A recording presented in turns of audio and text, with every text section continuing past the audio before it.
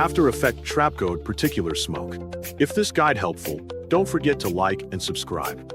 Start by opening the Windows search bar and typing After Effects. Then launch the program once it appears. When After Effects loads, create a new workspace by selecting New Composition. After the composition is ready, move to the timeline area, right-click it, and choose New from the menu. Then select Solid. A settings window will appear, so set the solid color to black and confirm it. This solid layer will act as the base for the smoke effect.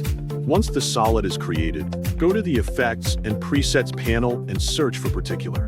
When you find it, drag and drop the effect onto the solid layer to apply it. After that, go to the Effect Controls panel on the left side where all the particular settings are shown. Start by setting the particles per second to 700 so the smoke looks thick and steady. Then adjust the position XY so the emitter sits below the composition, which makes the smoke rise from the bottom. Set both velocity and velocity random to 0 so the smoke does not spread too fast or move in random directions. Next, open the physics section and then open the air subsection. Inside the air settings, adjust the wind Y value based on how high or fast you want the smoke to drift upward. You can also set the effect position value to control how much the wind influences the smoke movement. After that, open the particles section where you can adjust how each particle looks.